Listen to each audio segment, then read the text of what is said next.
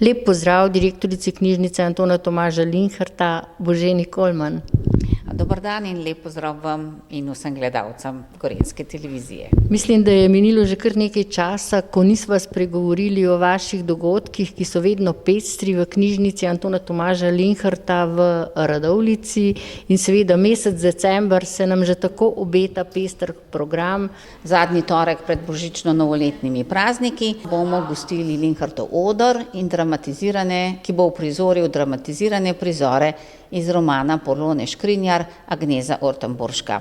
Naj povem še nekaj, da vsak decembrski večer bomo pravzaprav zaključili s kakšnim prigrizkom, tako po zaključku pogovora s Kavacom, Janezom Bogatajem, čisto na koncu bomo pa za dobre želje v naslednjem letu nazdravili šampanjca. No, in seveda, ker je mesec december, mesec za otroke, pripravljate tudi za najmlajše pester program v celotnem decembru. Tako je. Dobro sodelujemo z Društvom slovenskih pisateljev in tako njim kot nam se zdi zelo pomembno, da otroci čim večkrat srečajo živeče avtorje, ki ustvarjajo, da berejo njihova dela. Prav zaradi tega smo se skupaj z njimi odločili, da sicer akcijo, ki jo vodi Društvo slovenskih pisateljev, torej knjigovanje, ko osnovnošolski otroci in vrtičkarji izdelujejo lutke po junakih slovenskih pravljic, razstavo pripravimo pri njih. Sicer pa vsak četrtek za otroke pripravljamo dogodek, pravljico, lutkovno predstavo. No, in tradicionalno je prvi četrtek v mesecu namenjen lutkovni predstavi.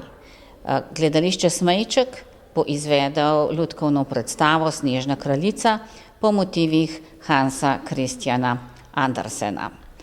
Kakšno pa je bilo leto 2019 za radovljiško knjižnico?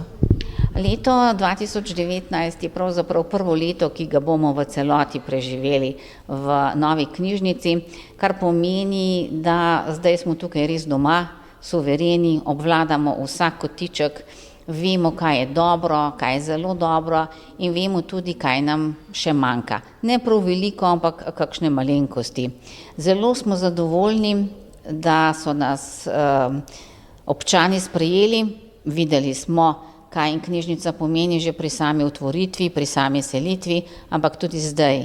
Obisk se je povečal, številni novi obiskovalci prihajajo, veseli nas, da je zaživela kavarna, kajti zelo smo si želeli, da kdor pride, se lahko usede, prebere knjigo, časopis, popije kavo, čaj ali karkoli, se mogoče s kom dobi in s tem popestri svoj dan.